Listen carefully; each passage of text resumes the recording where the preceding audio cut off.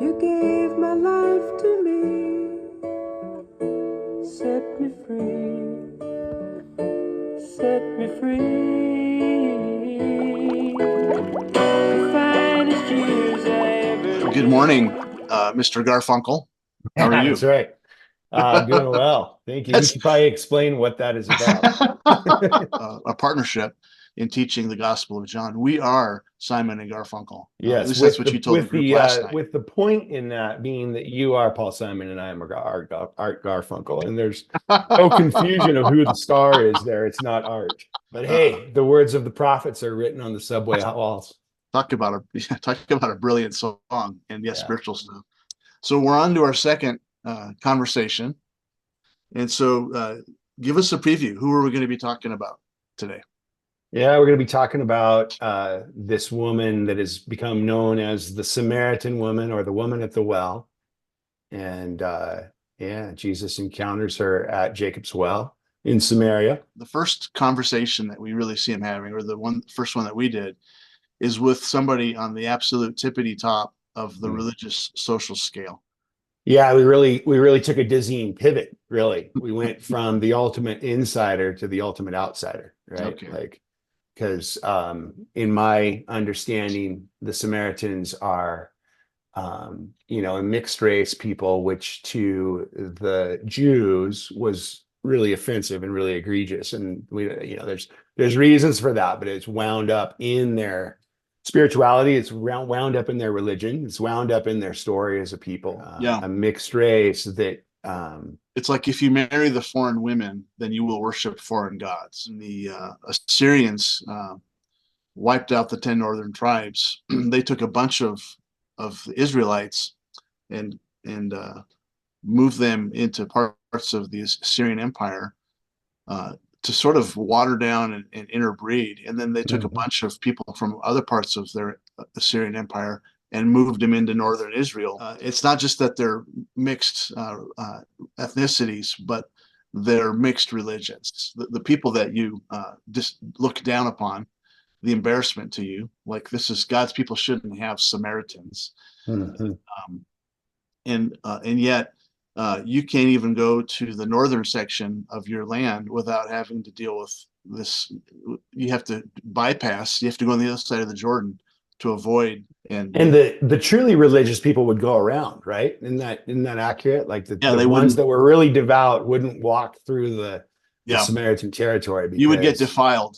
yeah, they'd like shake the dust from your feet, sort of thing. Like this is Yeah, cursed ground. I would yeah, suspect anytime you're viewed in mass as lesser than and as a cursed people, that's going to start rubbing you wrong, and you're going to start having some disdain for the other party, right? yeah, So, yeah, and it's everywhere. Honestly, I think of like if you live in the town down the hill from Vale, like if you live in Eagle or something, you look at the people from Vale as hoity-toities, or if mhm. you live in a little town called Carbondale and you go up Valley to Aspen, it's just like, or even Longmont to Boulder. Yeah. There's definitely an attitude in Longmont about the people from Boulder, and it's because Boulder is better. I Heard mean, it a lot the first, when we were out here looking, to confirm, yeah, this is where we're going to move to and looking for a place to live, and talking to people, like actively engaging people, like, hey, how do you like living here, and what do you think of this, and what do you think of that? We heard that quite a bit. I think of one mhm. checker lady's like, yeah, Boulder. Yeah, She is not. the I referenced the Cher song. She was talking about being a gypsy in that song, and the gypsies are mistrusted and looked down upon everybody, and so she's singing a song about being a looked down upon person, and how she's not accepted by either group, and she loves to hate the word. Are there groups of people in our midst that are that we view as a blight that we're forced to deal with, like the Jews and the Samaritans? I feel like, unfortunately, a lot of the capital C church in America treats the entire world like they're Samaritans. Whether it's, pick the hot button issue, right? Whatever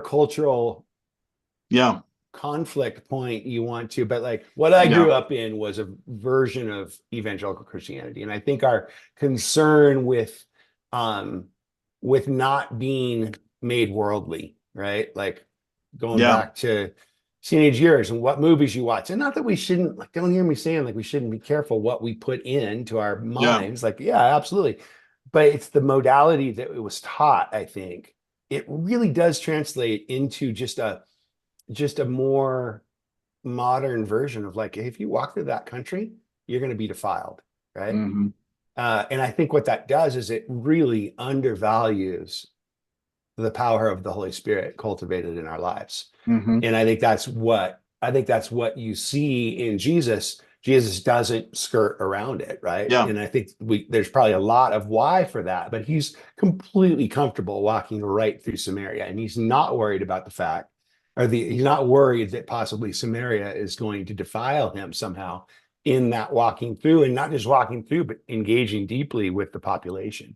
And Hmm. so, yeah, I think sadly we've become conditioned to see everybody that is not a Christian. Of course, then we start dividing up who's the real Christian, of which I'm guilty. Um, but we've been trained to see the world outside the church walls as Samaria would be my Yeah. provocative statement, Yeah, probably. that's powerful. Well, I think of Caleb Maskell, who's kind of the theological voice of the Vineyard. And at the national conference last year, he was talking about they're talking about the question of the issue of ordination. But he said some pretty, I thought, pretty beautiful things in the midst of that. One of the things he said is we don't do politics, referring to the Vineyard. We don't do politics. And we don't engage in culture wars. Thank And goodness. The us versus them. For us today, certainly, and you can take your pick. The enemy is the political left, or in some cases, the enemy is the political right, depending on what church you're in. Yeah. Culture wars. The enemy is the LGBTQ plus, Mhm. or you could take it further and say the enemy is the homeless. Mhm. I would be there just to have you back again, just to touch you once again.